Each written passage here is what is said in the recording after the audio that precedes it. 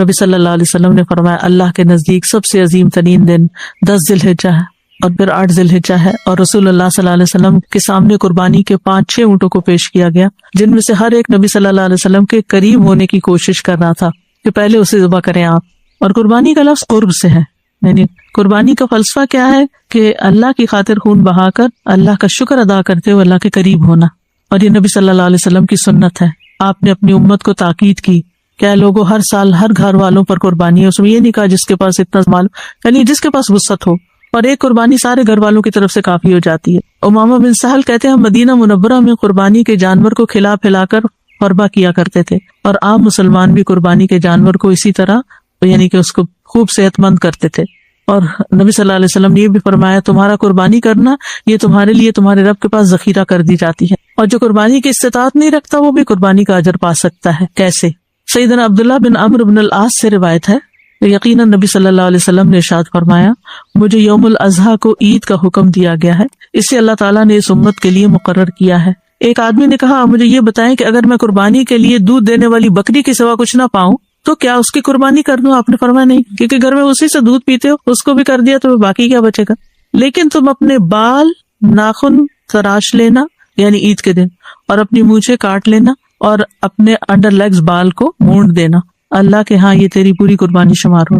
ٹھیک ہے، یعنی جو قربانی نہیں کر سکتے عید والے دن خاص طور پر اپنے ناخن، بال، اپنی پورے جسم کی صفائی وہ اگر کر لیں تو ان کو بھی قربانی کا ثواب ہو جائے گا۔ ان کے لیے ضروری نہیں کہ 9 دن بھی نہ کاٹیں، لیکن یہ کہ 10ویں دن قربانی کے دن یہ عمل جو ہے یہ مسنون عمل ہے، یعنی یہ ثواب کا ہے۔ امید سمجھ آ گئی ہوگی، یہ عشرے کی بات نہیں ہو رہی، 10 تاریخ کی بات ہو رہی ہے۔ مطلب یہ ہے کہ جس نے قربانی نہ کرنی ہو یا نہ کر سکتا ہو وہ عید والے دن اپنے بال اور ناخن وغیرہ تراش لے تو اس کو بھی پوری قربانی کا ثواب مل جائے گا، کسی کو بھی محروم نہیں رکھ۔ کتنا آسان ہے۔ آپ اپنے بچوں کو اکبر کہتا ہے تو اس کو خوشخبری دی جاتی ہے، یعنی جب آپ تکبیر پڑھیں گے اللہ اکبر کریں گے تو آپ کو خوشخبری دی جائے گی۔ کہا گیا جنت کی؟ فرمایا ہاں، یعنی ان دنوں میں یا ویسے بھی تکبیرات پڑھنے کا اتنا بڑا اجر ہے۔ ٹھیک ہے، تو اللہ سبحانہ وتعالی ہمیں ان سنتوں پر عمل کرنے کی توفیق عطا فرمائے۔ یعنی اگر ہم کچھ بھی نہیں کر سکتے تو ایٹ لیسٹ یہ جو آخر میں نے چند ایک سمپل کام بتائی تو سبھی کر سکتے، کچھ نہ کچھ ہمیں اہتمام ضرور کرنا چاہیے۔ آپ جب یہ منتھ شروع ہوتا ہے، عشرہ شروع ہونے سے پہلے ہی آپ اپنے ہیئر اینڈ نیلز وغیرہ کٹ کر لیں، اور پھر پورے 10 days آپ نہیں کر سکتے۔ جس نے قربانی کرنی ہے جی وہ تو ایسا ہی کرے گا کہ ان 10 دنوں میں اپنے ناخن اور بال وغیرہ کچھ نہیں کاٹے گا، لیکن جو قربانی نہیں کر رہا اس کے لیے یہ پابندی نہیں ہے۔ ٹھیک ہے، اب جس طرح ہم لوگ بیک ہوم قربانی کرتے ہیں، اور اگر یہاں پر 10th کو عید ہے اور وہاں پر لیٹس سے 12th کو عید ہے، 12th کو ہماری قربانی ہو رہی ہے، تو ہم ویٹ کریں گے 12th تک کا؟ آپ اپنی عید کی نماز پڑھ کے کر سکتے ہیں جو کرنا چاہتے ہیں، ہمیں قربانی کا ویٹ نہیں کرنا؟ قربانی کا ویٹ نہیں، کیونکہ نبی صلی اللہ علیہ وسلم نے جب مینا میں کچھ لوگوں نے پہلے قربانی کر لی اور کچھ نے بعد میں کی، کچھ نے پہلے بال کاٹ لیے قربانی سے پہلے، تو آپ نے اس کی اجازت دی۔ جہاں بھی اگر قربانی کر رہے ہیں نا تو نماز کے بعد اپنے بال ناخن وغیرہ سب کچھ کر سکتے ہیں۔ جی، قربانی کو ویٹ نہیں کرنا، اگر کر لے تو افضل ہے، لیکن اگر نہیں تو اس طرح بھی ٹھیک ہے، پتہ ہی نہیں ہوتا کس وقت۔ جی ہاں، تو آپ اس وہ کر سکتے ہیں، نماز کے بعد آپ اس پابندی سے نکل آتے ہیں۔ مجھے اب کلیئر ہوا کہ جیسے ہم لوگ پیسے دیتے ہیں IRF میں دیتے ہیں یا شوکت خانم یا الخدا میں دیتے ہیں فور قربانی، جی تو ہمیں ویٹ نہیں کرنا چاہیے؟ نہیں، ویٹ نہیں کرنا چاہیے، اور وہ قربانی قبول ہو جاتی ہے؟ انشاءاللہ کیوں نہیں ہوتی، کیونکہ ایسے ضرورت مند لوگوں تک قربانی، مجھے اوروں کا تو نہیں پتا لیکن الہدا کی تو میں گارنٹی دیتی ہوں، کیونکہ ہم میک شور کرتے ہیں کہ انتہائی ضرورت مند لوگوں تک ہماری اپنی برانچز کے ذریعے، جن کے وہ پوری لسٹیں بنتی ہیں، ان کے ID کارڈ لیے جاتے ہیں، ان کی سارا ریکارڈ مینٹین کیا جاتا ہے، جہاں تک ایک پیکٹ بھی گوشت جس کو دیا جاتا ہے کہ وہ واقعی ضرورت مند ہو۔ اور کچھ جگہ ایسی ہیں بلیو می کہ جہاں سال میں صرف ایک دفعہ گوشت پہنچتا ہے، اینڈ دیٹس اٹ، کہ ان کے پاس کوئی سکت نہیں۔ اسی لیے میں بہت حریص ہوتی ہوں کہ ہم تو سارا سال ہی گوشت کھاتے رہتے ہیں، تو کم از کم تھوڑی سی اس میں ایفرٹ لگتی ہے نا۔ دیکھیں جو لوگ قربانی اس وقت کر کے بانٹ رہے ہوتے ہیں ان کی اپنی عید کوئی نہیں ہوتی، وہ بےچارے انہی کی خدمت میں لگے ہوئے ہوتے ہیں، تو اپنی قربانی کے بعد دوسروں تک قربانی کا گوشت پہنچتا ہے تو وہ ہو جاتی ہے انسان. اچھا، اب جیسے میرے والدین اب دنیا میں نہیں رہے، اللہ انہیں جنت نصیب، تو ان کے لیے میں قربانی کر سکتی ہوں؟ اپنی قربانی میں ہی آپ شریک کر لیں ان کو بھی، ان کا ثواب. جی، ان کا علیحدہ علیحدہ نہیں، اپنی قربانی میں زندہ مردہ سب رشتہ داروں کو شامل کر سکتے، ہو سکتا ہے. اور جتنے مرضی ایڈ کر لیں، کوئی مسئلہ نہیں. جی کر لیں، بے شک کوئی مسئلہ نہیں. اوکے. اور آپ بھی ایک سے زیادہ قربانیاں بھی کر سکتے ہیں، یعنی اپنی طرف سے. جیسے نبی صلی اللہ علیہ وسلم نے حجۃ الوداع کے موقع پر 100 اونٹ قربان کیے.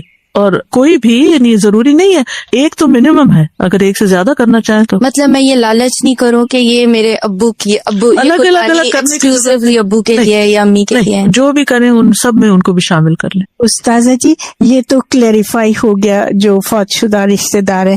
اب مجھے یہ پتا نہیں ہوتا کہ میری بیٹی نے کی کہ نہیں کی، تو پھر میں اس کے زندہ کو بھی شامل کر سکتے ہیں، جو گھر کے لوگ ہیں، اپنی بچے ہیں، ان سب کو اس میں شامل کر سکتے ہیں.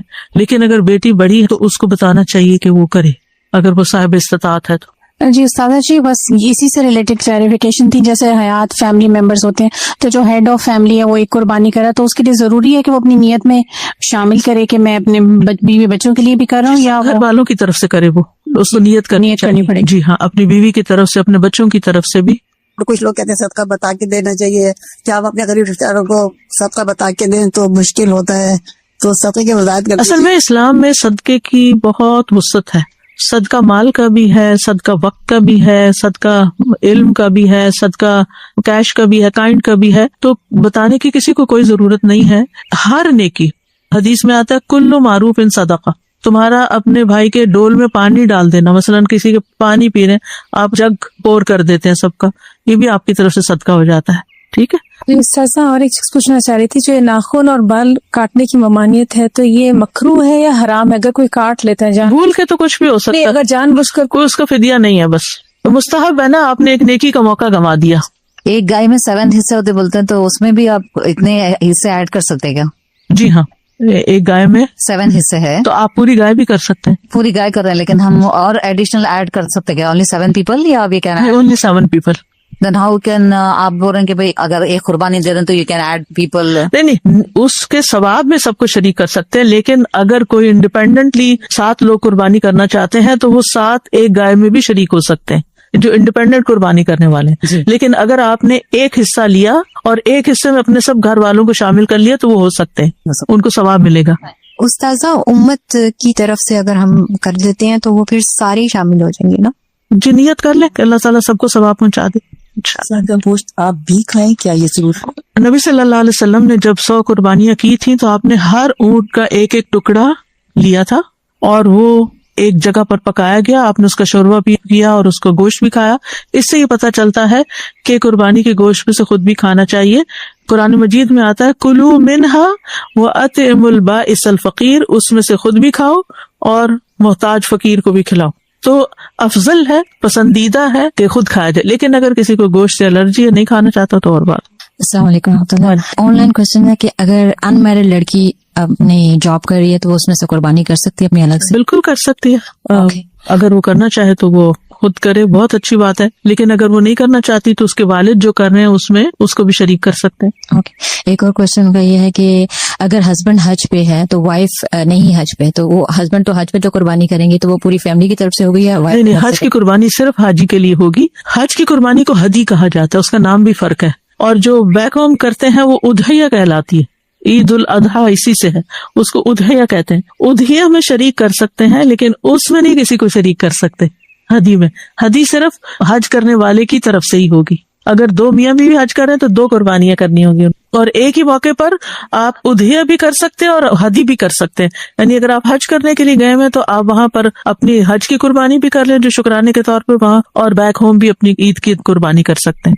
کیا نان مسلمس کو دے سکتے ہیں گوشت؟ قربانی کا گوشت کسی کو بھی دے سکتے ہیں، کیونکہ قرآن مجید میں آتا ہے اطعموا البائس الفقیر. کوئی بھی ضرورت مند ہو، کوئی بھی آپ کے ہمسائے ہو، کسی کو بھی دے سکتے ہیں. آپ نے فرمایا کہ جیسے چاند دیکھ کے دعا کے بعد ہم نے تکبیرات شروع کر دینا ہے، تو وہ پریورٹی پہ ہے. جب باقی اذکار ہم کرتے ہیں تو کیا ان کو ہم باقی اذکار اپنے وقت پر کرتے رہیں. اچھا جیسے کھانا کھانے لگے ہیں یا پانی پی رہے ہیں بسم اللہ پڑھ رہے ہیں, کھانا کھانے کے بعد کی دعا, صبح شام کی دعا, تسبیحات جو ڈیلی پڑھیں, لیکن یہ ایڈ کر لیں, ایڈڈ اس کو وظیفہ بنائیں. پریورٹی پہ. استاذہ آپ نے کہا کہ قربانی کا گوشت خود بھی کھانا افضل ہے اور مستحب ہے, تو جب ہم بھجوا دیتے ہیں پاکستان میں کرتے ہیں زیادہ تر یا سیریا, تو پھر ہم تو نہیں کھا پاتے, تو اس طرح ہماری ایک سنت پھر رہ جاتی ہے کیا؟ ضرورت کے مطابق یہ بھی ہوتا ہے نا کہ آپ کے گھر میں سے جیسے 2 قربانیاں ہو رہی ہیں, ایک یہاں ہو گئی ایک وہاں ہو گئی, تو اس صورت میں جو یہاں ہو رہی ہے اس میں آپ خود کھا لیں, اور جو بھیج دی ہے جیسے گھر میں ریلیٹیو میں سے کسی ایک نے یہاں کر لی اور ایک گھرانے نے وہاں کر لی, جو اس نے یہاں کی وہ سب مل کے یہاں کھا رہے ہیں, تو ایسے بھی ہو سکتا ہے. یعنی ضروری نہیں کہ آپ اپنی ہی قربانی میں سے کھائیں, آپ کسی بھی قربانی سے کھا سکتے ہیں. اللہ سبحانہ و تعالی ہم سب سے قبول کرے. وآخر دعوانا الحمد للہ رب العالمین.